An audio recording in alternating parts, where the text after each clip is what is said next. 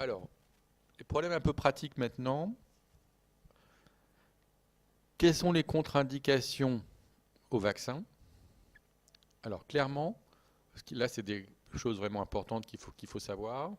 Les vaccins vivants sont contre-indiqués en cas de déficit immunitaire acquis ou constitutionnel et chez la femme enceinte, parce qu'on considère que la femme enceinte est, entre guillemets, un peu immunodéprimée pour tolérer son fœtus. Ça, vous comprenez pourquoi, hein.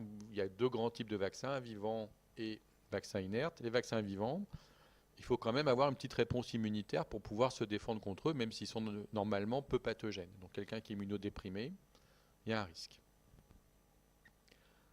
Tout à l'heure, j'ai parlé du mode de production de vaccins. Pourquoi j'ai parlé de ça? Parce que les vaccins qui sont cultivés sont souvent cultivés sur des œufs de poule. Donc les gens qui sont allergiques aux protéines de l'œuf, ben, il faut éviter de leur donner des vaccins qui sont atténués, vaccins vivants atténués, et notamment cultivés sur œufs de poule. Et là, on arrive sur les vaccins grippe, fièvre jaune et ROR. Donc ça veut dire qu'avant de donner un vaccin à une personne, il y a un vrai interrogatoire à faire. Et en tant que médecin, vous devez savoir quel type de vaccin vous allez lui donner et qui ne sont pas tous équivalents.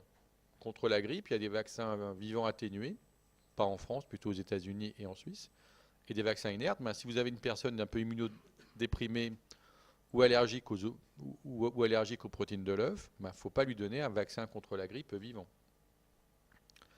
Il faut éviter de donner des vaccins vivants s'il y a eu une injection d'IgG dans les 6 semaines avant la vaccination, puisque ça va neutraliser tout de suite le vaccin qui ne va pas être internalisé et pas induire une réponse anticorps. Et en général, on sursoit une vaccination s'il y a une maladie infectieuse ou une maladie allergique en poussée. Donc ça, c'est vraiment important.